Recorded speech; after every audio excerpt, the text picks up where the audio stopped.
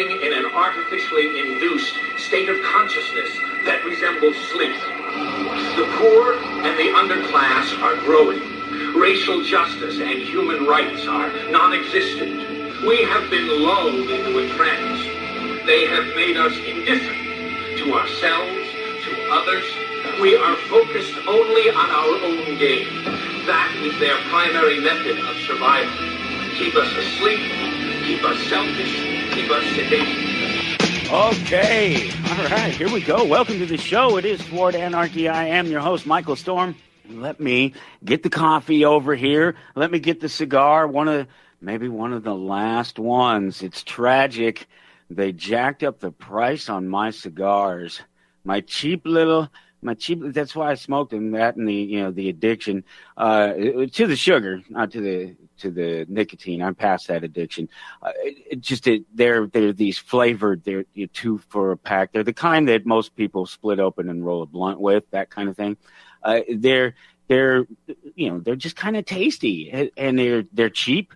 You get a couple of them for $1. I can walk in the store with $1 and a dime after theft, and walk out with the pack of a couple of cigars, and I'll smoke them, maybe 1 a day, possibly 2 a day sometimes.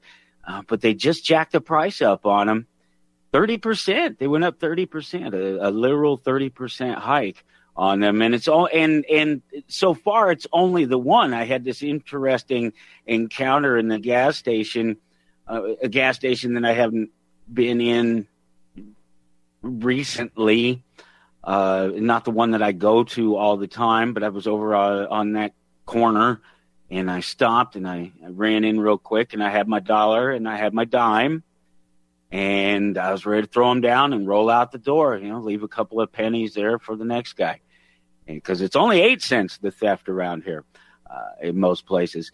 And the girl behind the counter says $1.41. I said, what? You mean $1.41? She said $1.29. They've always been $1.41. I said, no, they're not. Look at all of them. The boxes even say so right there, 99 cents, and then right to the one where I'm at, $1.29. Wow, when did that happen? And sort of talking to myself, not really addressing her so much as going, just kind of like, wow, oh boy, I bet they're going to change all the prices, And so I'm getting out the rest of the change, and I'm paying her. And she's on about this thing, about the fact that they've always been $1.29. I'm like, no, I smoke these all the time. You don't understand. I smoke a lot of these. And I could probably go out to my car right now and grab the top. They're a foil pack, a foil resealable pack, and you can rip the top off of them, and right up the top is where the price is, and it says 2 for 99 cents, or 2 in this case for $1.29. And I said I could go out to my car right now and pull packs, definitely tops off of these, just the loose ones off the floor of my car. There's bound to be a couple of them. It's been a little while since the last time I made an effort to vacuum and pick up every little piece of everything that's on the floor in the car, and there just happens to be at all times, because I'm always smoking them. There's always these little ripped off. The wife hates it, so I don't leave them around the house.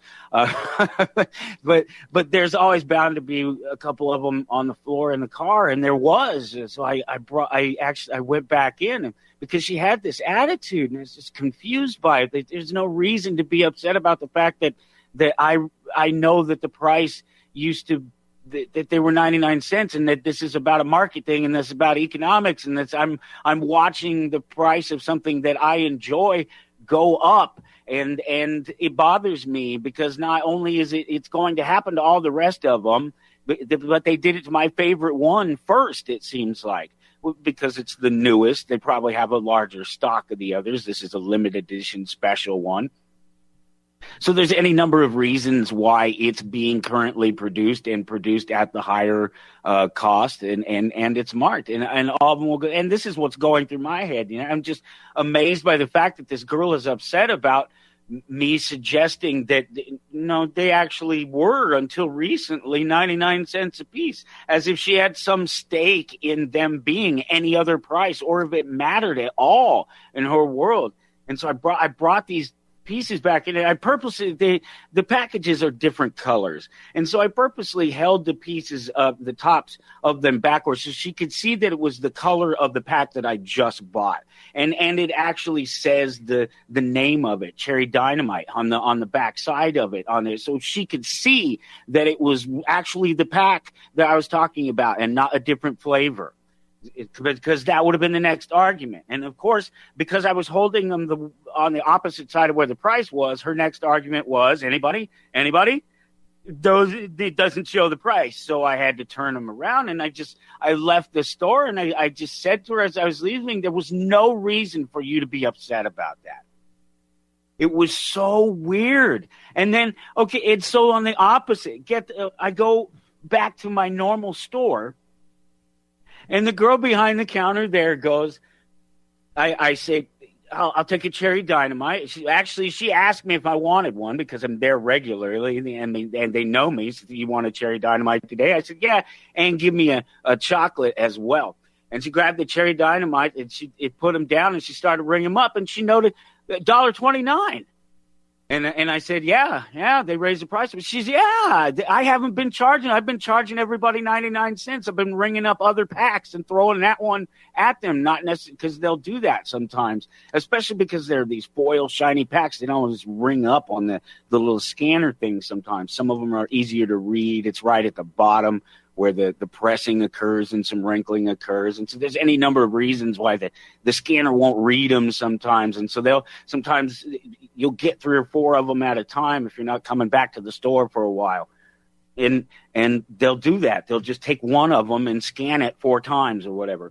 And she pointed, and so it was just this whole thing of this whole full circle of just, I didn't understand it in the first place. I didn't understand why the girl was upset about it in the first place, as if something hung in the balance on her being right about the price of those. That no, they were always $1.29. She's a new face there, not that new though, so I don't know about that. But there's been supply problems with that. I mentioned it early on, right when COVID started, that there have been supply issues with lots of things, but this was just one of the things. And of course, I noticed because I couldn't get them where I would normally buy them, that sort of thing.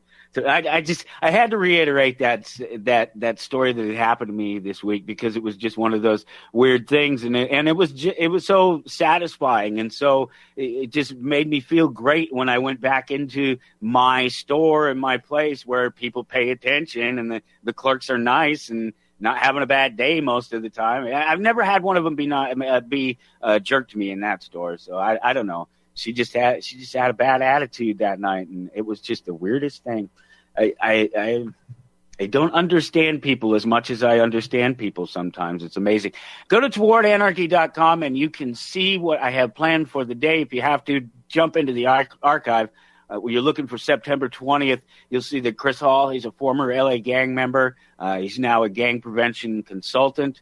He's one of my hoodlum voluntarist anarchist friends. Oh, did I just make was that a racist faux pas that I just did, talking about a black former gang member and then using a word that had hood in it?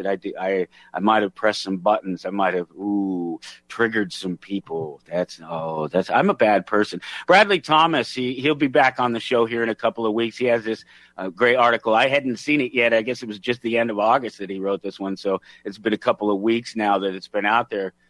And I somehow missed it, but I didn't, because I went back and I looked. I saw what he was up to, because he's going to be the first regular returning fixture to the show. I've had a couple people on the show a couple of times, but Bradley's going to come back once every couple of months or something, and we're going to collaborate and do some things together. Who knows what else that might lead into? But he had this article, and I went and I just was I need to share something from Bradley and talk about the fact that he'll be coming up. And found this: 80% of criminal charges are filed for misdemeanors, specifically victimless crimes, more accurately. Just an example of the state using crime as an excuse to generate revenue. That's an article I shared there today. But I on the front page at towardanarchy.com, I want you to look, or even if you're in the archive, if you're in September, look at the 16th. This happened this week. I don't do the shows live once a week. That's what I do. And I don't do much else with it during the week except sort of promote it here and there. And I build the web page and things like that. But for the most part, it's just the thing that I do on Sunday. But this week I had this opportunity. You may have heard about this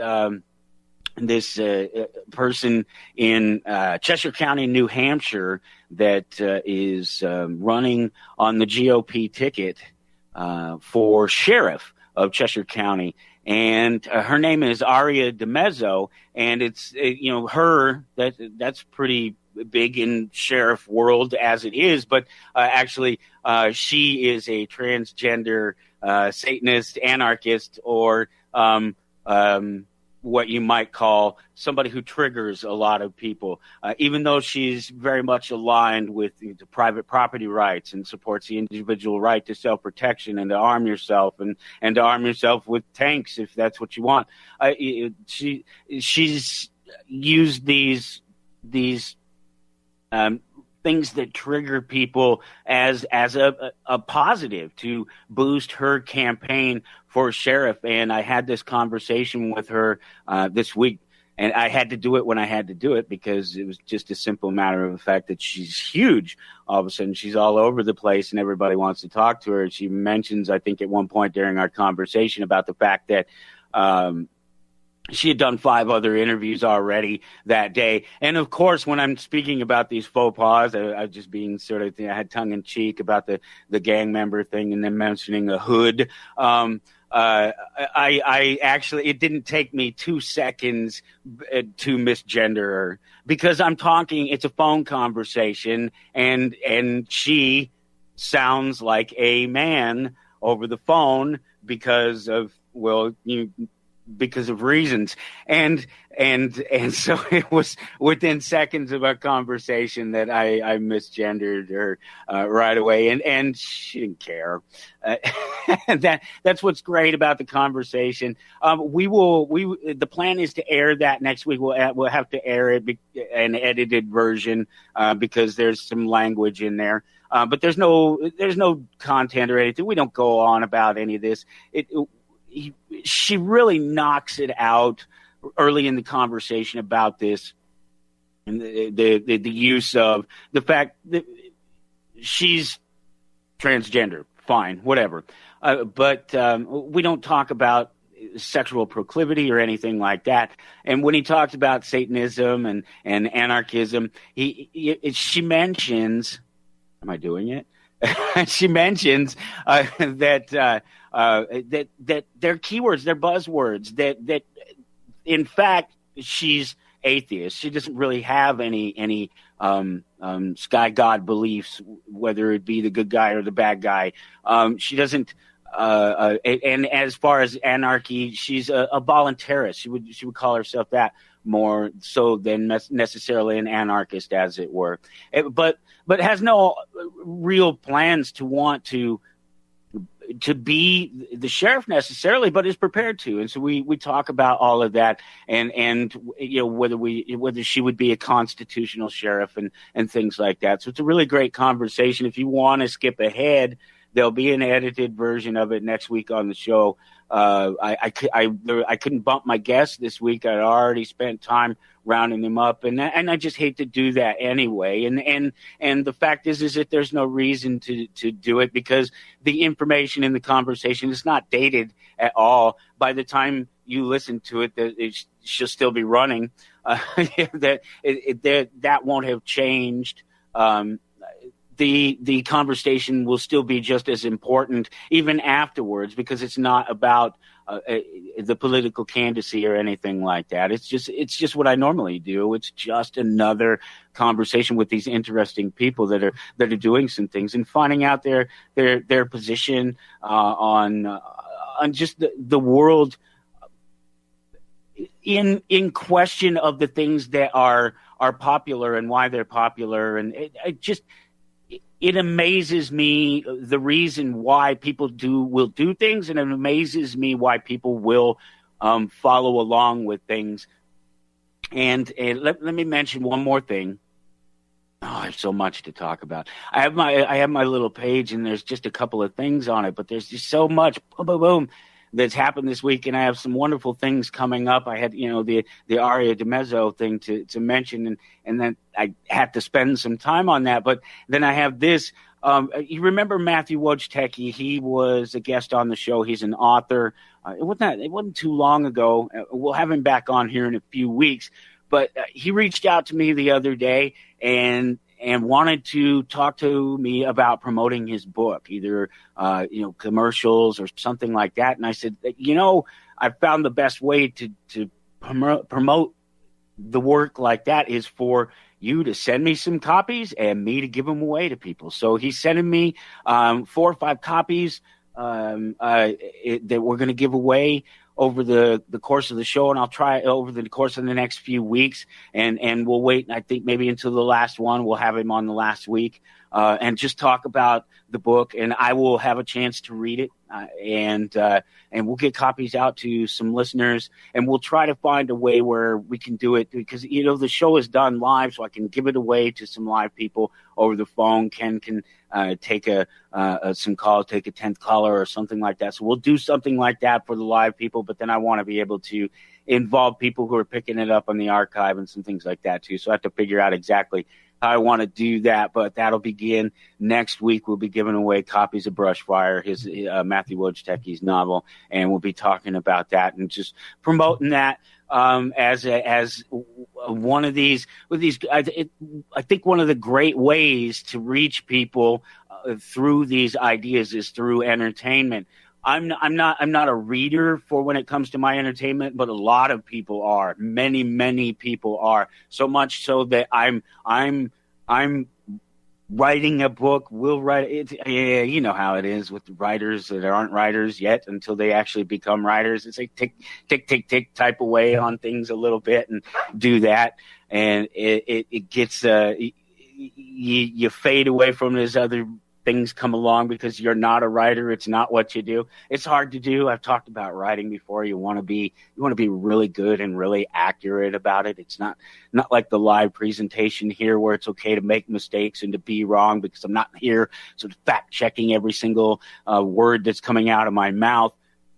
You got to be perfect. It's just writing. It is. And so I'm really happy to be able to share Matthew's work and some other things like that. And that will happen more and more. I just have to reach those people. And there's only one show a week. And I don't think I necessarily would want it any other way. I don't think that I would want to try to do more shows in a week. Not because I don't have the time, but because other people don't have the time. How many hours of me, regardless of who I'm talking to or what I'm talking about, do you need to listen to? And you're being subjected. I have to drop a couple of shout outs to people, Joshua and some of his coworkers. Apparently he's been subjecting his coworkers to my dulcet tones while they've been working, and just how much time do you really have to listen to just one guy ramble on about the universe and things the way he sees it? I have very little for it in my own time. Very honest about the fact that I don't spend a lot of time paying attention to what other people are talking about or what other people are saying, not so much as I pay attention just to try to look for the facts. There's so many more things here that I've got to talk about. They have to fit in, and that's why it's great that I just have the hour. I grab a person. I say, look, I need an hour of your time. That's all it's going to take. We're going to have a conversation, and I have all this other time before and after to talk about it a little bit. So we'll be having a conversation with Chris Hall, former L.A. gang member, coming up in just about 5 minutes when we get back here on Toward Anarchy.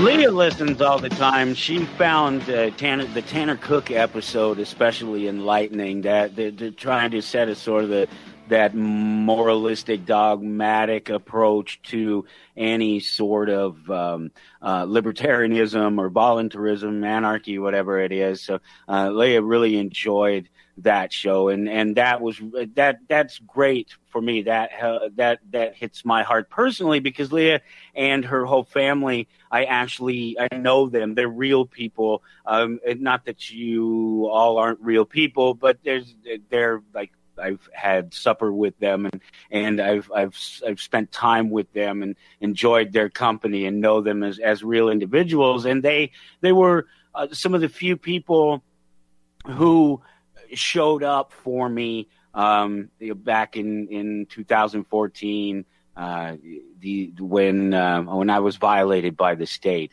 and when my rights were violated, actual rights violated, and they tried yet again. The state tried yet again to take my natural right to self-defense away from me and tell me that I can't use I can't use those tools that exist out there to defend myself, trying to turn me into a criminal, never actually creating one, but trying to turn me into one, and then screwing up my life doing so. Now, admittedly, I took some steps in there that led to that, but they made it worse. They made it a lot worse. And they did it because they tried to benefit from it. They tried to benefit from mutual combatants, a couple of stupid people involved in stupid stuff when they were kids, that sort of thing. And to have that their error, follow you for years throughout your life and mess with your employment and mess with your ability to defend yourself and to buy a gun and to be able to get a job in certain the employment. Yeah. I was actually denied for a home one time, and that was the final straw right there. That was the one that really woke me up to the fact that they was still chasing me around 20 years later. I'm still fighting for my gun rights. Every time they deny me my gun rights, I would produce what needed to be produced to show them that they had no legal right to take them away from me. They had no right at all, but that's another conversation. But they had no legal right, that they hadn't proved any legal right to take them away from me. And so, yeah, I could talk about this. It's kind of a closed chapter in my life, because I think I mentioned it not too long ago that the guy that started that whole thing that sort of changed our lives quite a bit at that time. Not drastically so, but enough. It really messed with us. It cost us money. It cost us time. It cost us emotionally. It cost us a little bit of health. It cost us friends for no reason. And just to have Leah and her family stand by us through that whole time. Many people did, but they were particularly special. I've talked before. I guess it was with Aria this week that I was talking about. That's why it's on my mind. The fact that we would do that pack the courthouse thing when any of us was in trouble, just try to everybody show up and try to make a showing for each other. But it's unfortunate, because going through it, you realize that the system is rigged, and it's rigged against you. And they have steps along the way that they're so good at, and they're prepared every single step. And here's I'll wrap this up. Here's the bottom line. If not for the video footage, they would have put me in prison. So there you go. That should tell you what you need to know. Keep those cameras rolling, especially when it comes to those cops. Just a quick mention about YouTube, because I added probably not added, it's an interesting thing. With YouTube, you have all these problems with copyrights and stuff, and I use these music beds. And so some of my posts up to YouTube have been flagged, and depending on the song that it gets flagged for, like if it's Killing in the Name Of, if it gets flagged for that, it won't air anywhere. It won't show up anywhere in any search. It won't show up on my page or anything. And I finally was able to go through this week and correct all of those and edit all of the existing videos. So there's like half a dozen or more, aside from the Aria DiMezzo conversation that's up there. There's another half a dozen or so other conversations up there that you may not have been able to hear or see, as it were, possibly see some of them, but definitely hear over the YouTube. And it's really great. It's just really cool to know that this happened this week. It's not happening with YouTube yet, but it is happening in other places. iHeartRadio, TuneIn. Where else did I notice it? Amazon. These were a couple of the places that I looked. Google Search is another one because they have a new podcast. It's Google Podcast. They've just changed their system because they want to spotlight more podcasts and they want to concentrate on that and separate that out from their music. I've called this. I've talked about this happening. But the word anarchy, if you just search the word anarchy in all of those places I just mentioned, Toward Anarchy shows up. So as I was saying before, I was so rudely interrupted by those people who pay the bills that it's amazing.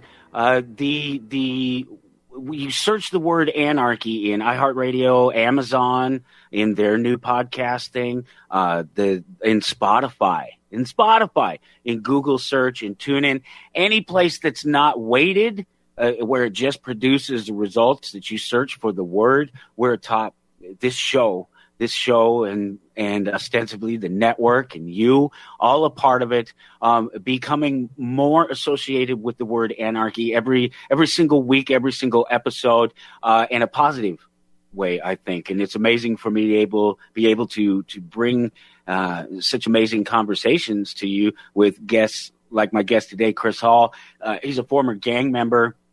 And then after he managed to get out of that life, he turned to gang prevention consultant, as some do. It's a thing. It's one of those things that people kind of, oh, you made it out of the gang, so you help other people try to stay out of gangs too. That's a good thing. There's something about being raised in it and being around it that gives people the real credibility to actually be able to talk to other people who are involved in it, because it's so hard to put yourself in somebody else's shoes when you have no experience there at all. It's hard enough when you do have that experience. Your experience is still even different. And so this goes along with what I've been talking about here in the last couple of weeks, and this interesting notion that I don't really know any of these people that I happen to have a lot of these conversations with here, as well as in the social media. And that's all of us in general, especially if you have thousands of friends from different places around the world, and you actually do try to interact with them. And if you don't stalk them, I don't stalk them. I don't spend that much time up there in the social media, more than I should already as it is. So I don't stalk them, and I don't have any preconceived notions about who they are. I'm literally judging these people by the words that are coming out of their mouths, their fingertips, as it were, on the social media. And those are my only judgments. And this happened where I was watching a conversation, an exchange of people, and Chris just happened to mention that he was a black man. And I was like, wow, that's great, because it absolutely didn't change a single thing that I thought about who you were as you appeared to me on the social media. It didn't change anything about that. And I thought, wow, that's really great. No preconceived notion about someone because of race, or the way they dress, or the way they wear their hair, if they have a leather jacket, or the music they listen to, or whatever it is. And so I thought it was really great to be able to have this conversation with Chris. So I really appreciate you taking your time, Chris, to come and hang out and tell me a little bit about yourself. I appreciate it. No problem. Thank you for having me on. Can you hear me okay? Yeah, you sound great, man. It's good to get a chance to talk to you. Same here. So tell me a little bit about what it was, where you come from, how you got into gangs. You spent, I believe you said 20 years. So I mean, you grew up in it. I did. So I grew up in South Central Los Angeles. I was born in '66, and so I went through the the 80s and the 90s, the crack epidemic in South Central Los Angeles. Well, everywhere, but that's kind of where the ground zero was. So, yeah, I pretty much either have done or have had done to me, pretty much anything and everything you can think of about gang life in South Central Los Angeles, except I'm still breathing. Oh, well, good, because that's the most important one. Because there's a lot that don't, and not even just in L.A. Everywhere across the nation. I'm just a little bit younger than you, but I also came up through that period, through the crack epidemic, and I grew up in the inner city in Denver, and so there was that gang influence, and there was that drug influence, and boy, I can just imagine that it is interesting.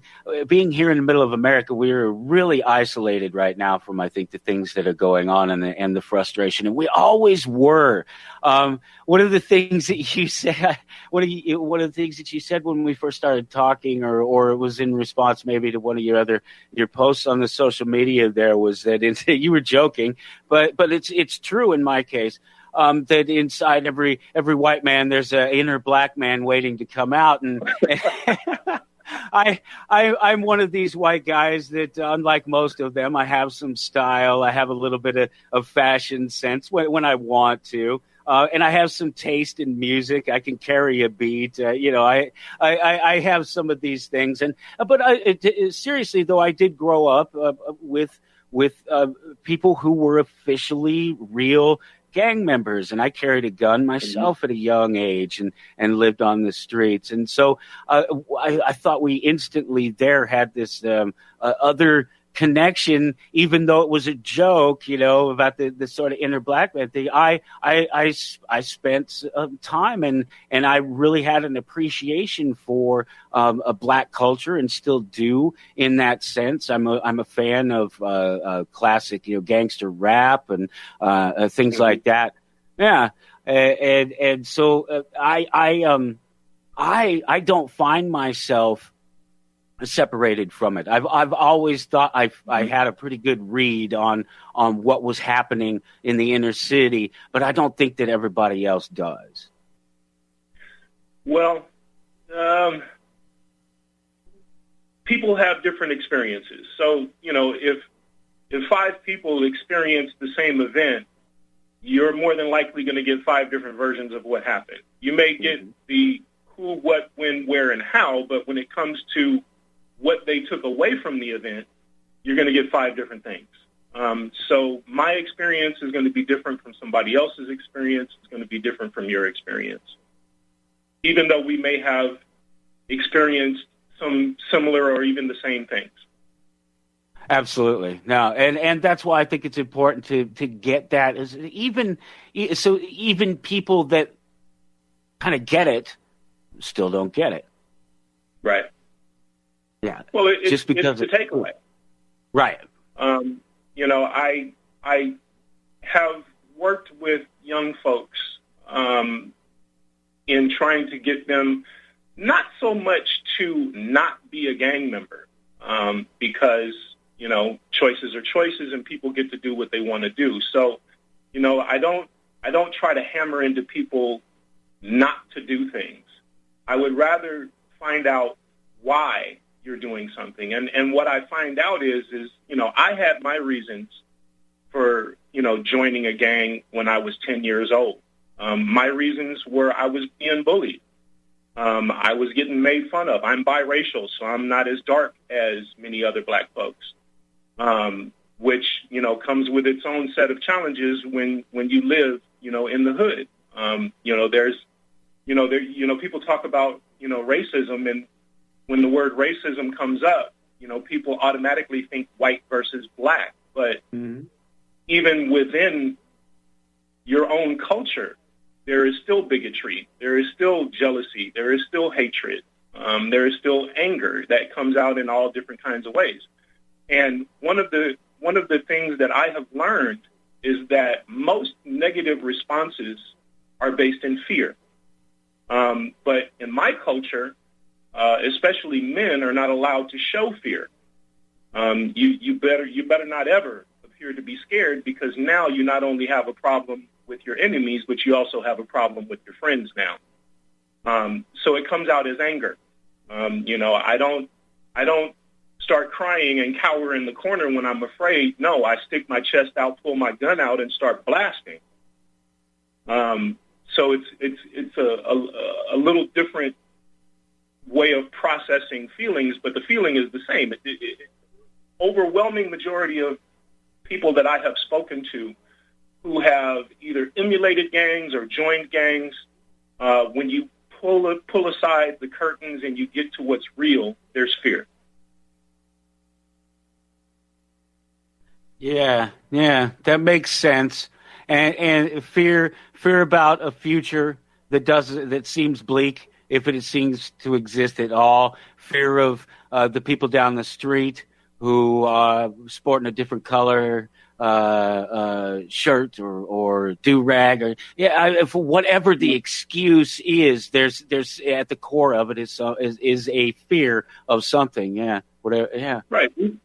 Even if it's just a fear of not being accepted. Yeah.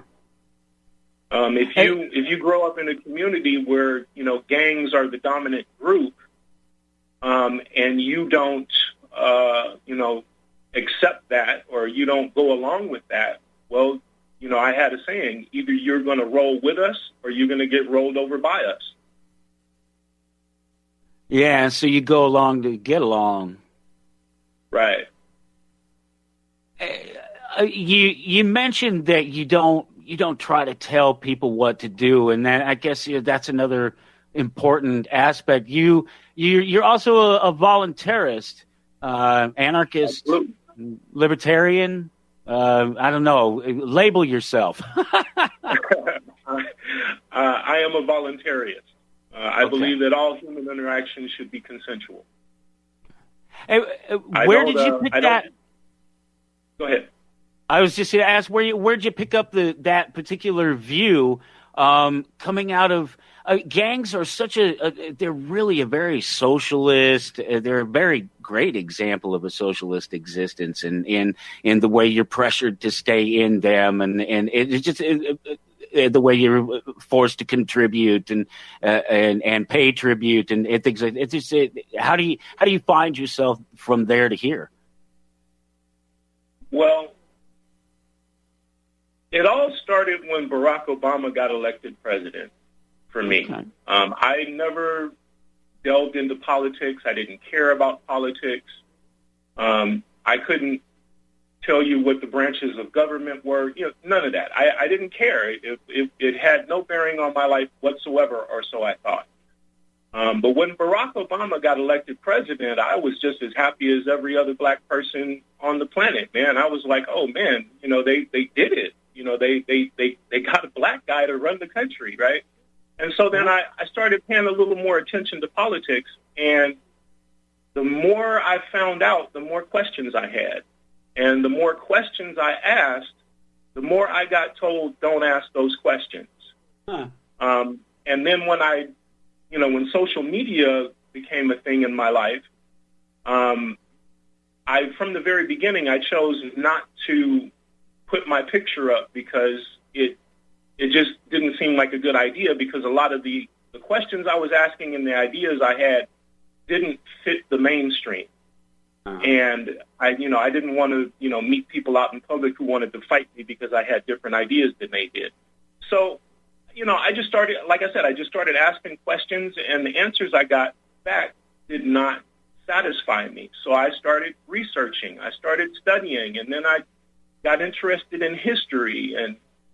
And the more I learned, the more I saw that people were forced to do things that they necessarily didn't want to do, and for no other reason than they just so happened to be born on this patch of soil rather than a different patch of soil. And it didn't make any sense to me because, none of us gets to choose where we're born. None of us gets to choose our skin color or our hair texture or any of that. We just get kind of dropped into this existence, and all of a sudden, there's all these things you have to agree to, whether you like them or not. And that just never sat right with me. And the more I found out about politics and politicians and laws and expectations of being a member of society, well, I already came from a place where I was an outsider to society. I left Los Angeles in 1995, and I call that my transition to the real world, because I was kind of living in a bubble, to be honest with you. I am light, bright, almost white myself, but most of my life I was taught that white people were evil. And, I was like, okay, well, my mom was white. She's not evil, but okay, I'll just go along with that. I won't think too much about it. But also, I had never met any white people. I didn't have access to white folks. And then eventually I was able to reconnect with my mother and her side of the family and her culture and her community. And although some things seemed kind of weird to me, things that I wasn't used to in this culture, I didn't see evil people. I saw people who were pretty much the same as the people that I grew up with, except the people I grew up with tended to be more violent when they got angry than this new group of people that I was interacting with. And that got introduced to me in a major way when I started having, little conflicts here and there with this new group of people. And, and I'm ready to be violent, and they're looking at me like, dude, what planet are you from? I mean, we're just talking, like, and yeah, I'm mad, but, don't beat me up. Don't, attack me. And I just started, it made me look at myself, because I would walk away from those, previously, I would beat you up and I'd stick my chest out and I'd walk away and I'd feel like I was a big man. But when I started running into people that didn't understand where I was coming from and why I was being the way I was being, I would walk away from that. And after I calmed down, I'd think about the interaction and go, well, that dude didn't want to fight me. That wasn't the reason why he said or did whatever he said or did. Something I did made him uncomfortable, and he said so. And so how unreasonable is it for me to, want to attack somebody for just stating that they're uncomfortable with something that I've said or done? That so seems like an extreme response to something. We got to run into a break here real quick. Okay. TowardAnarchy.com, September 20th is looking for what you're looking for. I'm talking to Chris All, former L.A. gang member turned gang prevention consultant and voluntarist. We'll be right back on Toward Anarchy. So before we went into the break, Chris, you were talking about really the going from living a life of emotional-based, fear-based responses to everything around you, all input coming at you from everywhere, to some sort of reasonable and rationed discussions and people who wanted to talk about things and find ways to fix things. And I find that that's amazing to be able to make that, to go from that and to even be able to find it, because I can tell you as a white man, I've experienced plenty of that anger and that response, and I experience it still to this day within my own culture. People that are that way. So I think to be able for any of us to find people who want to look at somebody, especially if they're actually responding that way, if they're sort of up in your face and not really want to get right back in your face, they slow you down. They say, hey, let's look at what the problem is here. Right.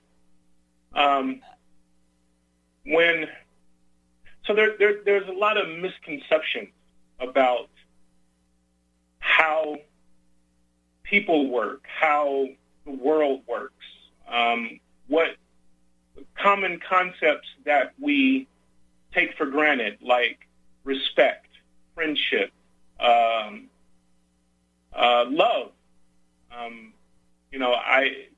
I fancy myself a student of life, if you will, because I had a really, really bad education as far as, well, I had a bad education all around coming up, but especially when it came to dealing with life issues.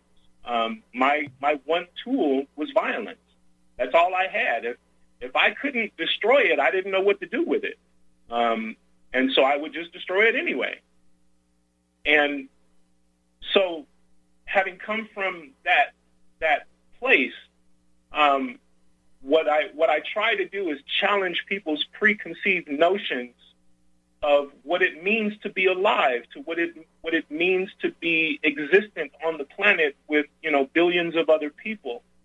And the one thing that I keep coming back to is that short of violating another person's rights, people should be able to do whatever they want, say whatever they want, go wherever they want, do whatever they want.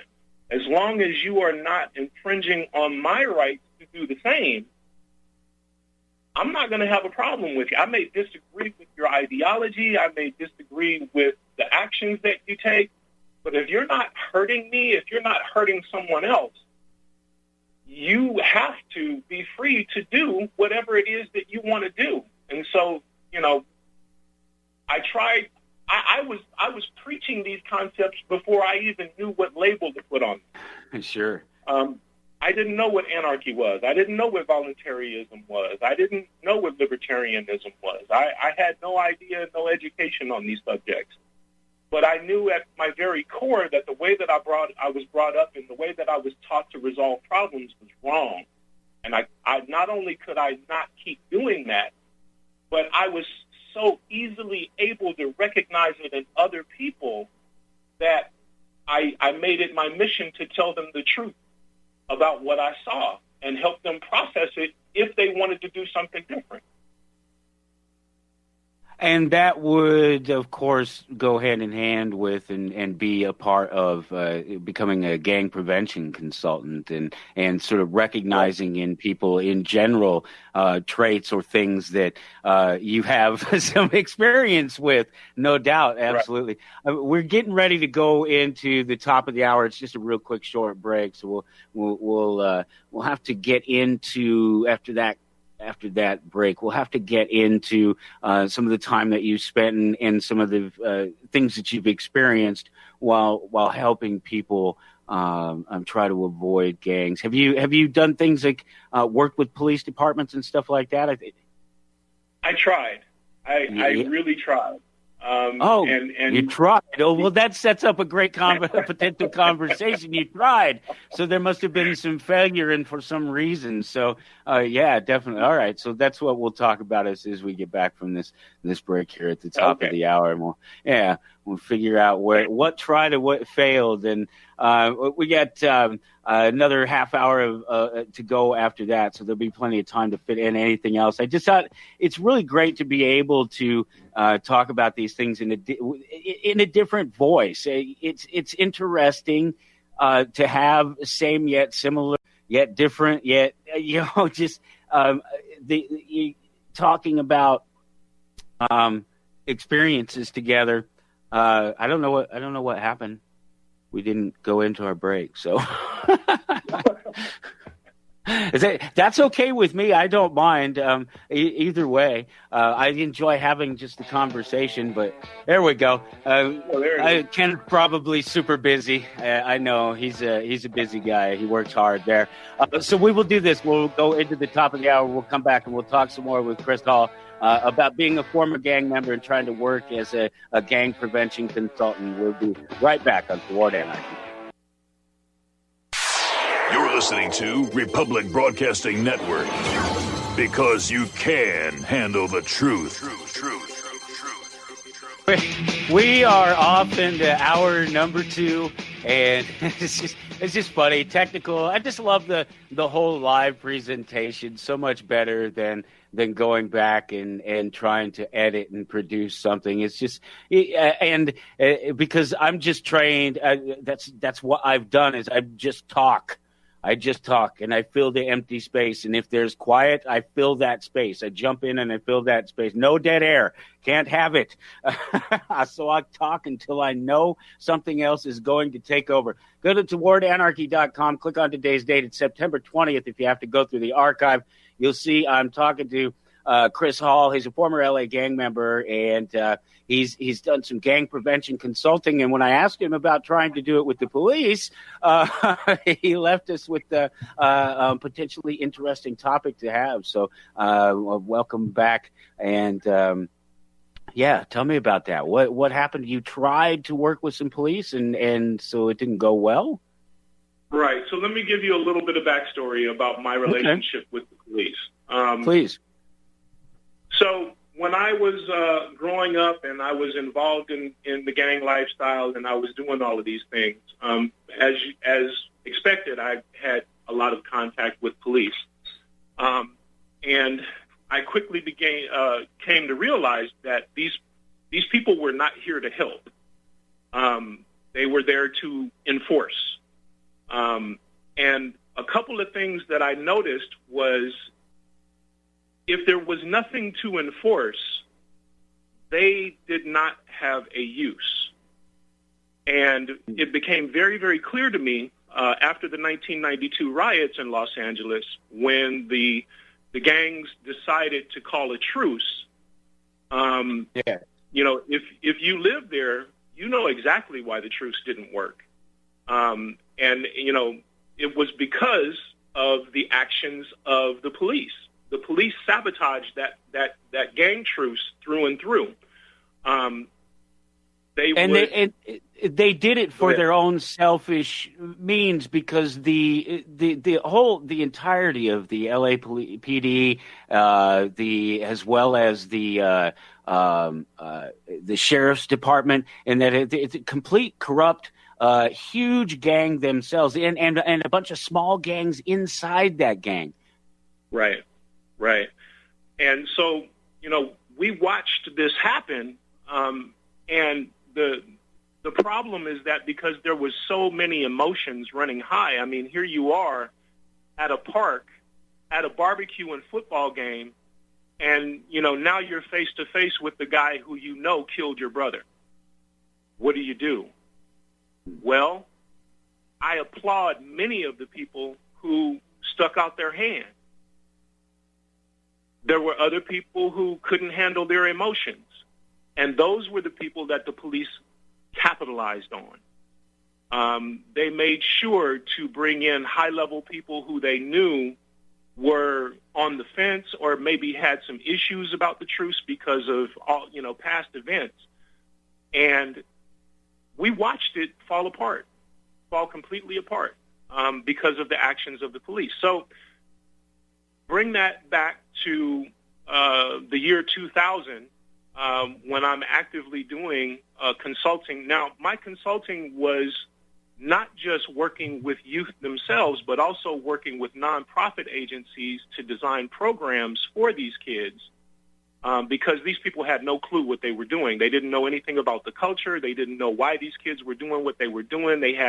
And a lot of times, even though they were receiving funding to help these kids, they weren't really interested in actually helping. They were just, you know, trying to keep the doors open. And then there was the police. So my interaction with the police began at a conference that I went to, and I was pulled aside after the conference by a sergeant who asked me if I would be interested in talking with him about designing a program for their department, you know, outreach to these kids to, you know, see if they could be better at what they're doing in trying to decrease gang violence. So I said, absolutely, not a problem. Now, I already had a very deep dislike and mistrust for the police, so I'm going to watch and listen to everything. But I wanted to give it a chance. So we created this 6-month contract where I worked with my local police department, and every single suggestion I made, I was told that is not going to work. Every single one. Even though I had documented proof, I had statistics and numbers on paper to show that these ideas have worked in the past. Not going to work, not going to work. And so then finally, after 2 months, I broke the contract with the police because they just didn't want to cooperate. They didn't want to do anything. What they did was took me on radio station. They took my name to the newspapers. Here's what we're doing to decrease. We're working with this former gang member, and we're designing these programs, and we thank you for his input. But behind the curtain, they weren't doing anything except telling me, no, that's not going to work, and that's not going to work. And there was one time where the police had shown up a mom had called the police on her son because her son was acting out because she was, fighting with him about being in a gang, and he started acting out, punching walls, and, he was being temperamental. And the police department called me to come and talk to the kid, which was a part of the program that we were designing was, cops said, well, we're not really good at, de-escalating things in the moment. Maybe you can help us with that. And so one of the ways we did that was when the cop showed up to a house where there was something going on within the family that was gang-related, they would call me out, and I'd come and I'd talk with the kid and try to de-escalate the situation. Well, several times when that happened, the police officer on scene would sabotage my efforts to de-escalate the situation. I would be sitting there, and I'd have the kid almost calm down, and then the cop would threaten to throw him in cuffs and take him to jail. And then it would go right back up again. Mm-hmm. And so finally I said, no, this isn't going to work. You guys are not helping. I'm not going to do this anymore. So like I said, I did try, but I don't honestly believe they had any intention of actually doing anything constructive. It doesn't sound like it. They wanted to appear that they were doing something constructive. Yeah, they wanted to say, "Oh, look, here's us a former L.A. gang member. Let's slap his face on a program and say we're doing something." And the reality is that it doesn't matter what those programs are; it's their interference in it in the first place that's a problem. Right. It's not anyone. That's what we have a problem with now. I think you'll probably agree with me on this. With what's going down on the streets, I suppose we should probably talk about Black Lives Matters and the movement that's currently going on and sort of try to relate all this to what people are experiencing now. This is the problem. They're talking about things, defund the police, and this is one of their big slogans, and we'll get accused of it at times. I'm sure you've been accused of it. I have about this idea of wanting to defund the police, and that's not my stance at all. I don't see how that works. You have to actually stop the reason that they're on the street. You have to take away their authority to punish people, to enforce upon people these political and social opinions that are turned into laws. And that's all of these victimless crimes. Well, current policing in America is what I call possibly a good idea, implemented really, really badly. Okay. Yeah. So I am not against laws. I am not against the enforcement of laws. I think that society will always need laws. But what American policing has become, for instance, the Supreme Court has ruled several times that the police have no duty to protect the public. Right. Their job is to enforce the law, period. That's it. That's all. And the first ruling that I became aware of was a situation where the police actually stood in a train car and watched through the window as an unarmed man fought off a knife-wielding assailant and did not intervene until after the unarmed man actually won the fight. I mean, he got cut up pretty badly, but he was able to disarm the guy and defend himself alone with two cops right on the other side of the door. So, of course, he sued And the Supreme Court said, nope, not going to award you anything because the police's job is to enforce the law, not to protect you. So protect and serve is a fallacy. It's not real. It's a slogan meant to make you feel better about law enforcers. The other thing is that all police are sworn to uphold all laws, even the unjust ones, even the immoral ones, even the ones that are solely designed to generate revenue. If I don't wear my seatbelt and a cop pulls me over, he's going to charge me money for not wearing my seatbelt. If I don't pay that money, eventually they're going to send people with guns to find me. And if I don't want to go with them when they tell me to come with them, they're going to shoot me. How does that keep me safe? Don't think it does. I think it necessarily endangers you. Right. So that's the kind of the idea of current policing.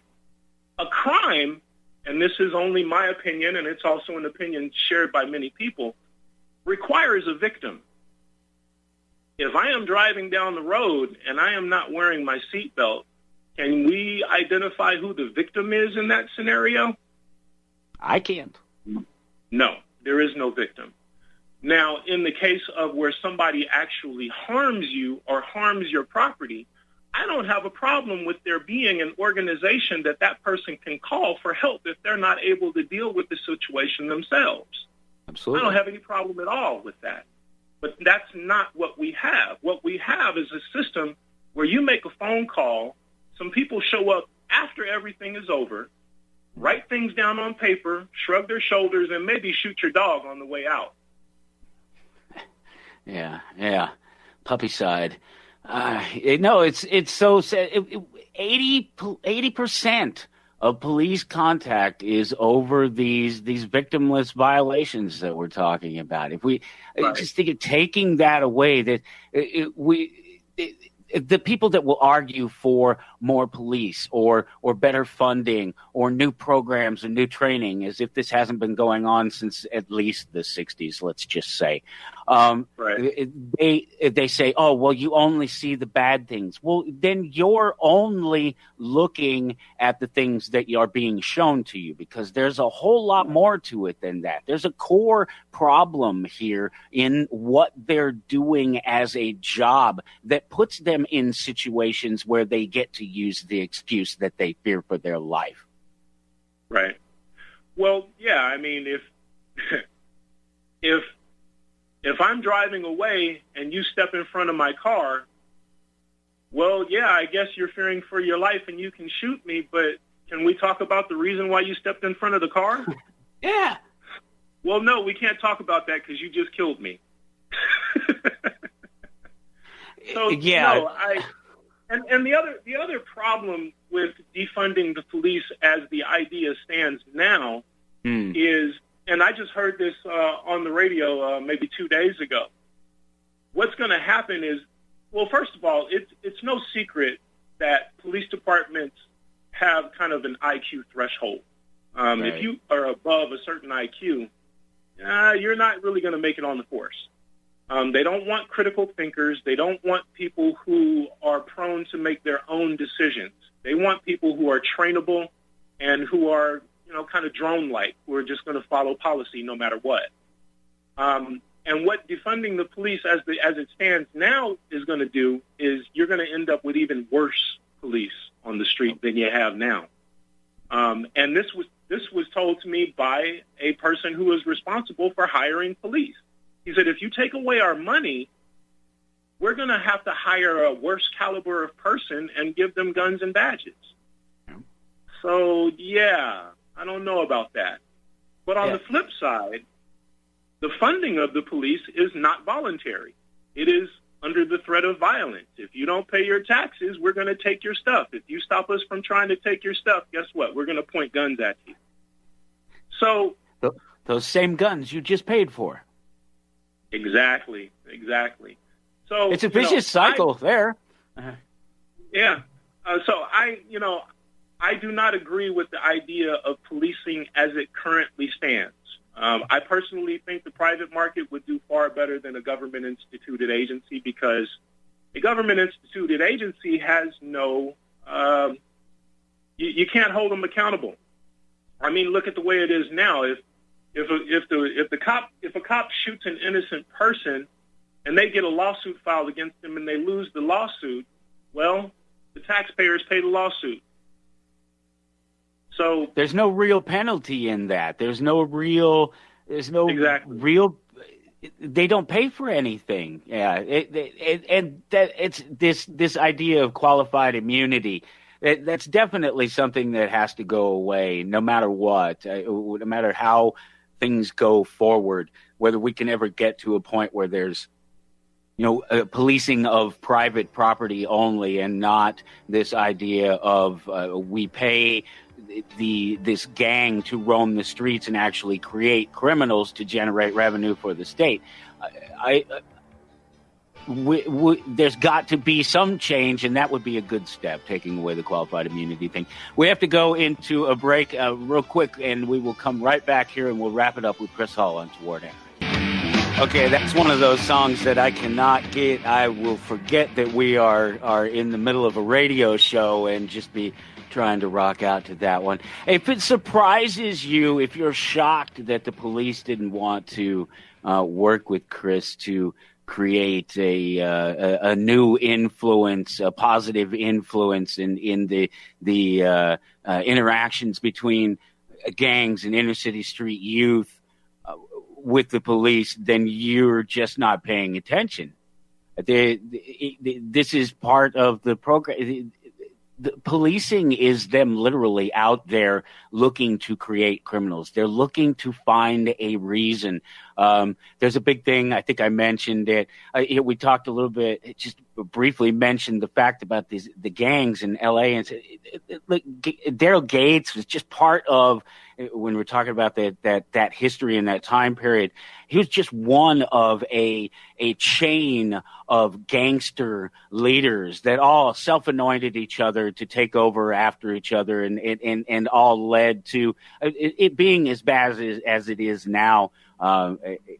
When all these years later, a lot of this could have ended just simply by working with someone like yourself to help understand what was going on in the community, and to stop trying to create criminals out of people who are economically oppressed, socially oppressed, drug abusers, whatever the problem is, whatever the excuse is used to tie them up in the system. That is correct. You made I apologize if I'm derailing anything. You made a comment earlier when we first started that has just been heavy on my mind. What's that? You said you were in Denver, Colorado? Right. I was. The reason why Denver, Colorado had a gang and a drug problem was because of my friends. Right. That problem that you experienced came from not just my community, but actually my neighborhood. We were the first ones to branch out to Denver, Colorado. It eventually went all over the country. They found out that they could take advantage of these small communities with small police forces, and then they just started ramping them up to bigger and bigger cities. So I thought I couldn't get that off of my mind after you said that. But back to the police. It's about job security, basically. No one's going to work themselves out of a job, which is, and you can see that not just with police, but, for funding for nonprofit agencies, government funding for nonprofit agencies. Government is not interested in solving homelessness. Government is not interested in preventing crime. Government is not interested in creating a society that actually works, because they will no longer be needed if that happens. Right. If people actually got along with each other for the most part, and crime became somewhat non-existent or so small that it was no longer really a part of the conversation any more than the weather is, they would be out of a job. They would have no way to earn a living. they would not be able to justify their forcible taxation to pay for all of these departments and people if there was no crime. So they have a very vested interest in keeping the status quo going. And so that's why I experienced what I did, is because the police saw that a lot of what I was doing was actually helping people. Or as I say, I was helping people to be able to help themselves more. I was giving them more tools to be able to use to help themselves and better their lives and strengthen their families and stay alive and stay out of, being thrown in a cage. And that doesn't interest the government. That doesn't interest the enforcers. The enforcers need something to enforce. So they're not really interested in that part of it. That's up to us. It really is, if we want to change things, and that's what all these conversations are about, and that's why we have to have these conversations for people to hear. And it's great to, there seems to be, I may be wrong, but it appears to be this sort of lack of diversity in some of the political center, if you will, the libertarians. And so it's nice to interject into the conversation some different views of things and find out that they're really just not that different. Yeah. Well, yeah. I think most people want the same things. They want to be able to live in peace. They want not to live their lives in fear of being attacked or having their stuff destroyed or stolen from them. They want the world to be at least somewhat fair. And government stands against all of those things. It does get in the way. Yeah, it's not possible. And don't just look at the United States government. Look at any government. It's happening in any government. It's a flaw of the system in and of itself. Listen, Chris, I got to let you go, brother. Thank you so much for hanging out with me. I will catch up with you a little later, okay? You take care. Thank you for having me. I had a great time, man. You are tuned in to the Republic Broadcasting Network. Visit our website by going to republicbroadcasting.org. So what I was talking about earlier in the show, unfortunately, I was feeling just a little bit rushed and everything. So because there's so much to talk about. There's so many interesting things happening, not just to myself, but all around the world. And there's all these things to talk about. There's the guy that shot the 2 cops in Utah. That video came out. And what's to say about that? It's self-defense. We just spent an hour talking about the notion that these enforcers should not be able to go around harassing citizens, ultimately, that haven't violated someone else or their property, that they should be an on-call service for protection and service. It's instead of just a slogan to protect and serve. So 99% of the time, I apologize. Let me use the numbers. 80% of the time, I'm going to be on the side that the cop probably shouldn't have been there in the first place. And those numbers are borne out by people who spend their time looking at numbers. Go to TheWarAnarchy.com, and if you look for September 20th, if you have to go into the archive, you'll see the stuff there about Chris Hall. He didn't have anything to push or anything. He was just real pleased to be able to come on the show and just chat with me, just as I was to be able to chat with him and just to have a conversation with somebody that we found interesting on the internet. I don't know that everybody just doesn't go around doing that. It's clearly more popular today than it was yesterday, as these things are. But if you're there, you'll see that I shared a link. Our friend and guest on the show, Bradley Thomas, he'll be back on in a couple of weeks. 80% of criminal charges are filed for misdemeanors. Or more specifically for victimless crimes, not just misdemeanors, but crimes where people are there's no victim. You can't point to somebody and say that person had their property damaged or they themselves were hurt. Or they actually lost.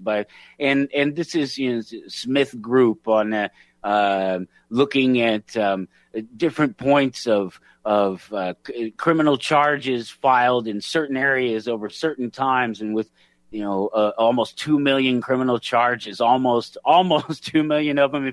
If you're rounding up, I'm working with my son right now in rounding up and placement of numbers, and when that's appropriate, and well, it's appropriate. So both of them are, if we're rounding up, are as close to 2 million as the other in those terms, and so almost all is what we're saying.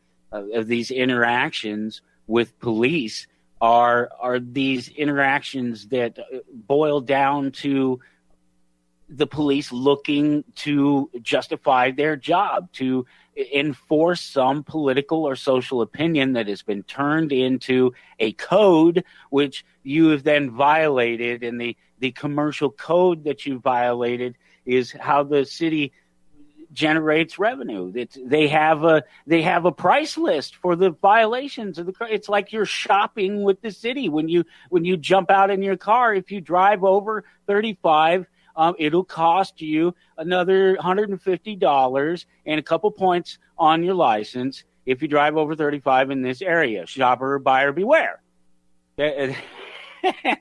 And so.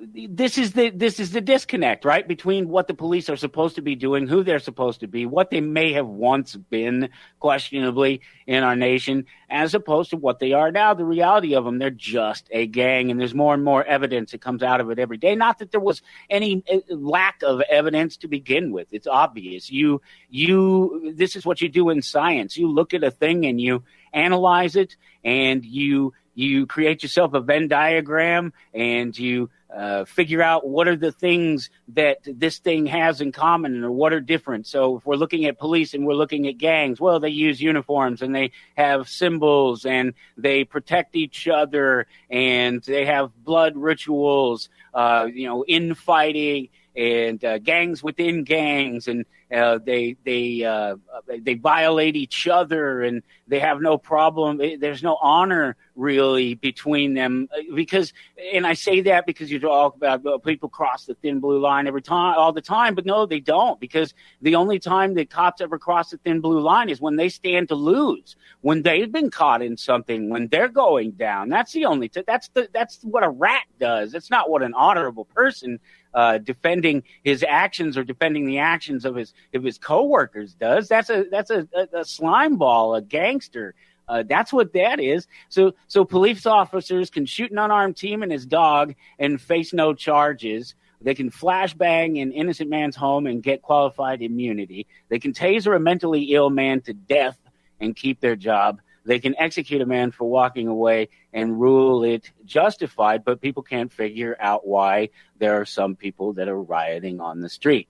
You take what's going on there, you take all of that, you mix it in with a broken economy that's driven by these thieves. They're the largest thieves in the nation, the police and the government itself. They steal more from anyone and everyone than anyone or anyone else can or ever will, and they do, and they justify it. They justify it. That's a meme up there. If you're at towardanarchy.com, September 20th, you'll see. I don't always talk about the meme, but that's what it says. Police officers can shoot an unarmed teen and his dog and face no charges. The whole thing that I just said. If you don't understand why people are upset, then you're not paying attention. You're really not. And are you paying attention? You should be paying attention. There's a lot going on, but it doesn't take. It doesn't take a real, one of the kind of the core themes of what I have going on here is that it doesn't take a whole lot of you. You really don't have to sacrifice a lot of yourself to pay attention to what's really going on out there. You might have to invest a little bit of time to catch up like Chris did. He had a whole life before he found what he has now. And so there's a learning curve, but it's a bell curve. All these things are. And it's something else that my son and I are working on right now. And it goes along with the exposure of the show growing, like I was talking about earlier in the show, and all of a sudden more and more all across the web and across podcast land, and the word anarchy is becoming associated with this show and this network. It's all it spread over here and shut me down. Well, that was I don't know. I was right in the middle of a great point. I was trying to really clarify a thing, and I don't know how much of it you heard. And then my network went down here. My internet went down here, and that's quite a thing. That doesn't happen.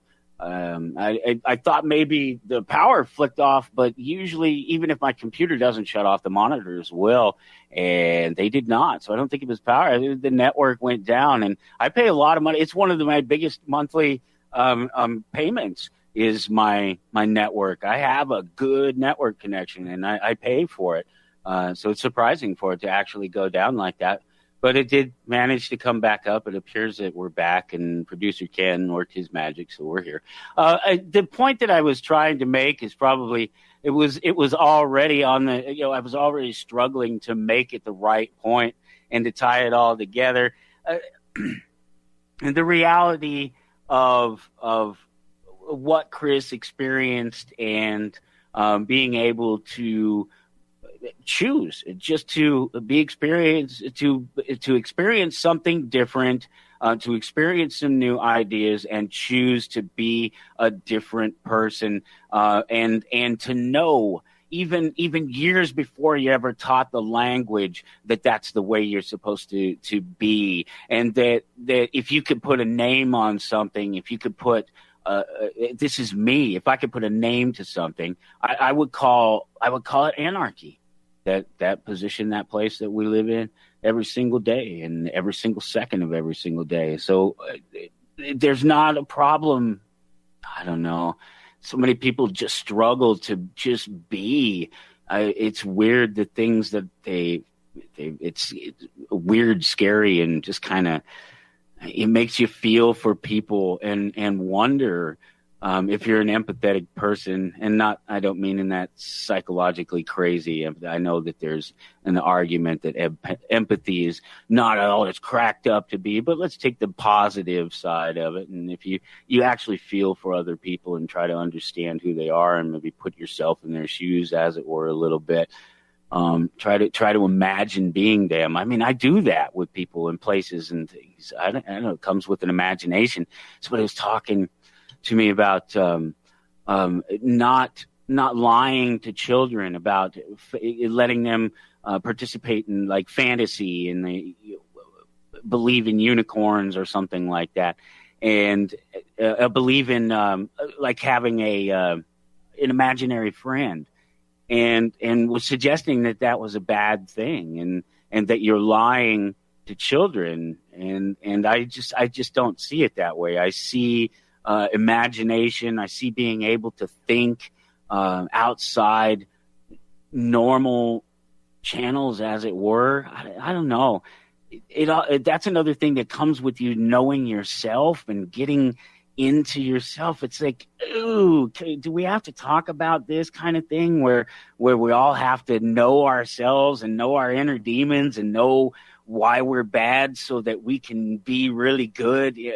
Because you kind of have to, and a lot of people don't want to talk about it, and they don't want to feel that in touch with themselves, because some in certain circles think that it's this weird touchy-feely place that men aren't supposed to go, or that you'll lose something of your nature in understanding yourself and what your nature is. How is that possible? How can that possibly be? How could it only lead to losing the things about your nature that were considered negative, wouldn't it?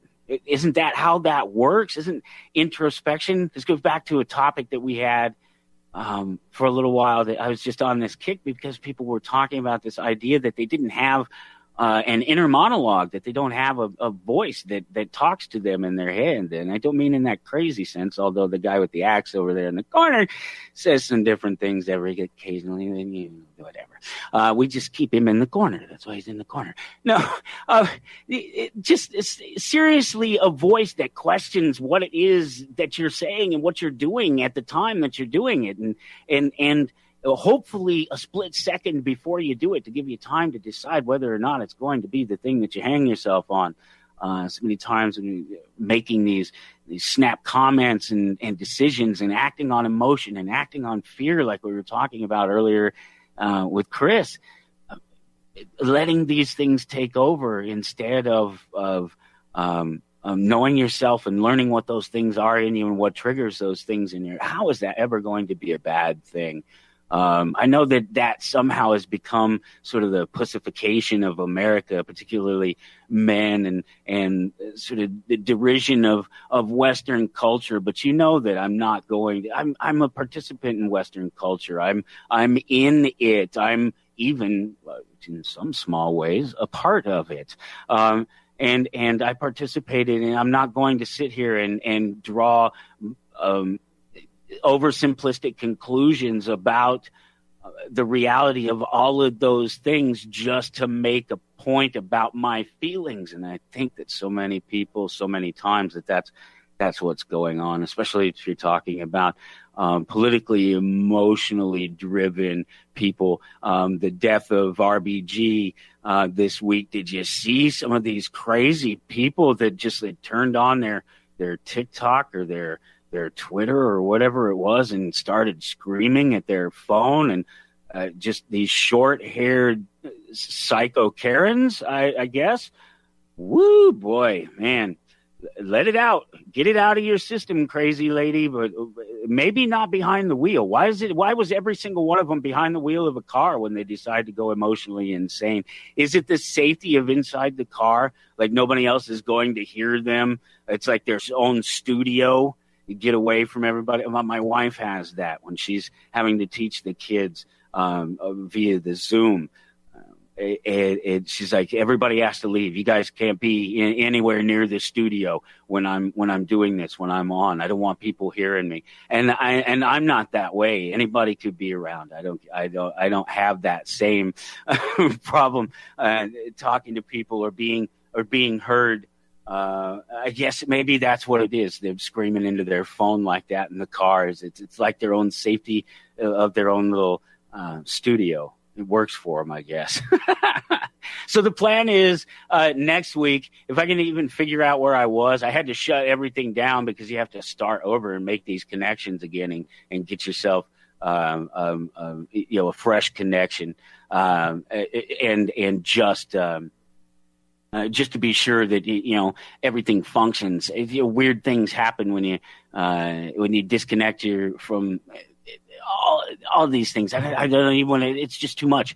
It's too much. I want to point out one thing in particular. The plan is next week to air the Aria DiMezzo show unless for some reason another guest comes through that I had already been talking to. I'm waiting for them to make that last decision. But it's up there. If you go to towardanarchy.com, September 16th, just an odd, weird day in there in the archive that wouldn't otherwise find itself in there. And then I will also get for the network, I will have by next week, one way or another, there will be an edited version, cut out some of the words, and that'll be up for the network to be able to air at its leisure or to have in the archive there, because they didn't get to participate in that thing. And unfortunately, that's a bummer, because I love to share and love to talk about what an amazing network and all the great people, all the voices that they bring